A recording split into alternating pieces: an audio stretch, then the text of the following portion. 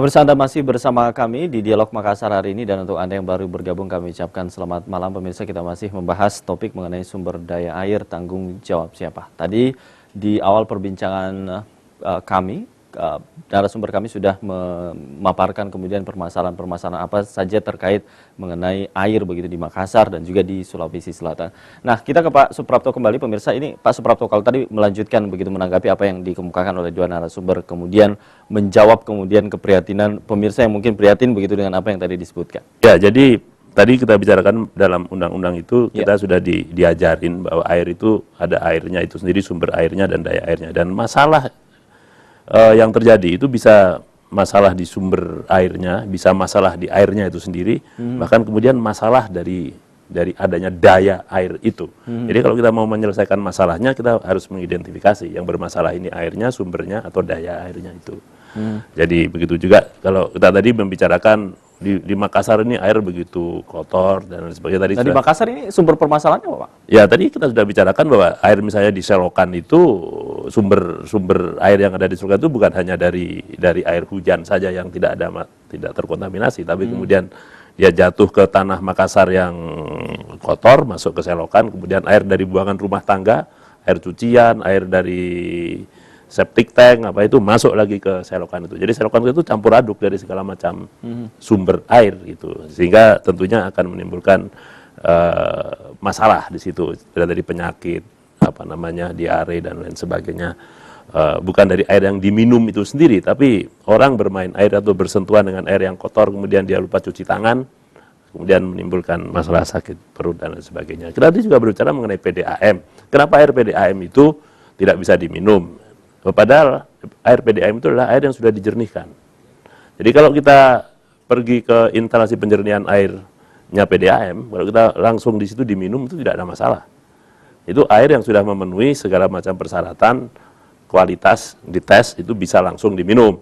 Itu ketika dia baru keluar dari instalasi penjernihan air. Kemudian sudah sampai di rumah masyarakat. Nah, kemudian ketika dia sampai di rumah, kemudian di jaringan distribusi yang dipakai itu adalah jaringan distribusi yang sudah lama, yang sudah disitulah terjadilah kontaminasi itu. Nah, apakah bisa PDAM itu kita minta untuk mengganti itu instalasinya? Oh, tentu saja bisa, tapi dia tentunya memerlukan modal, dia memerlukan investasi, kemudian bagaimana dia harus membayar investasi itu kembali. Nah, kalau tadi kita berbicara, apakah PDAM harus menjual air? Iya, dia perusahaan daerah. Oleh sebab itu sebagai perusahaan, dia mesti menjual air. Apakah masyarakat mau membeli air PDAM? Nah, tentunya sejauh masyarakat harus membeli dengan harga yang layak, tentunya ya memang itu sudah harusnya demikian. Ataukah masih harus harga yang disubsidi?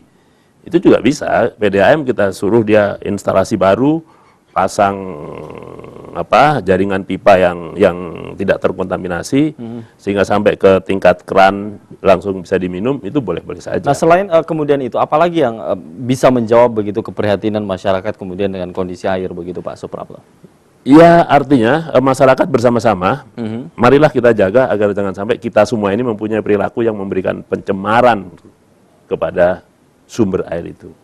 Jadi marilah kita tidak membuang sampah di selokan misalnya. Hal seperti yang sederhana adalah ajakan kita kepada masyarakat, mungkin nanti bisa juga disosialisasikan melalui adik-adik ini, bagaimana agar supaya masyarakat itu mempunyai kesadaran bahwa air itu jangan kita cemari sendiri gitu, karena kita akan memanfaatkan air itu.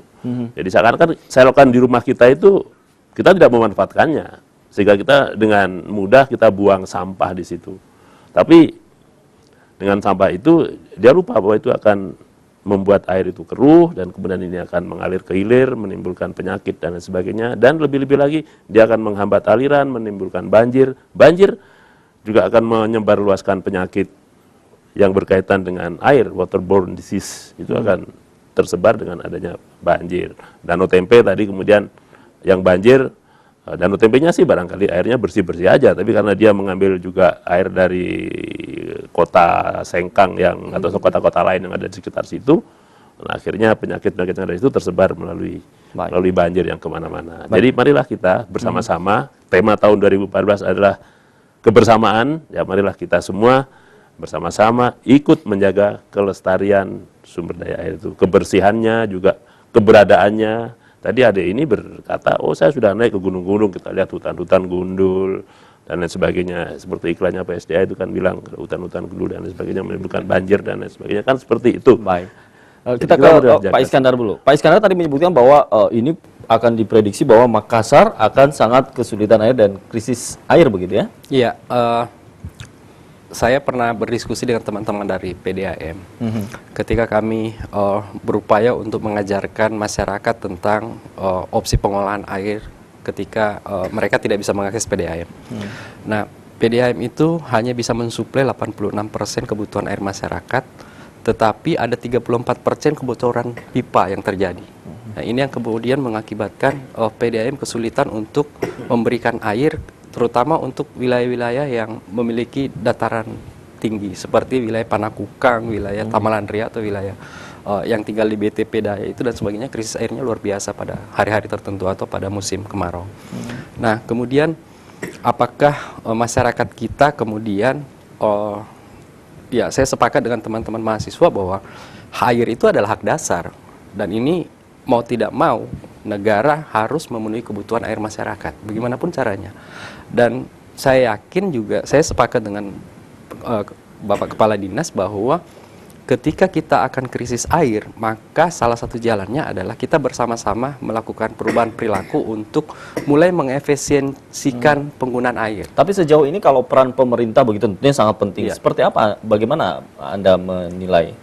Iya, sebenarnya kalau peran pemerintah, kita selalu berbicara tentang kebijakan apa sih yang pro dengan air gitu.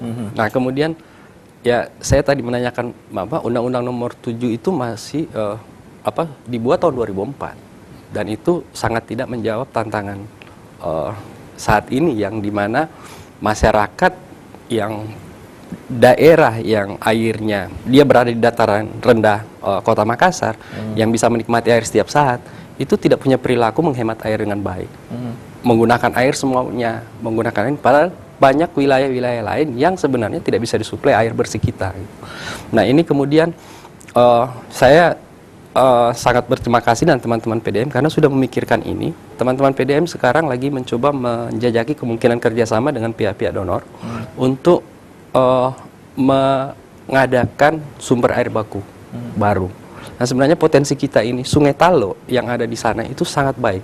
Hanya saja penggunaannya sekarang baru sebatas pembangkit tenaga listrik. Baik, kita tahan dulu sampai di situ, dan bagaimana kemudian fakta sumber air tadi Anda katakan ini akan sangat sulit begitu ya. Baik, prediksi seperti itu, dan apa yang kemudian dilakukan pemirsa oleh PSDA untuk pengelolaan sumber daya air berkelanjutan. Sebentar juga kita akan menanyakan hal ini ke Pak Suprapto. Tetaplah bersama kami.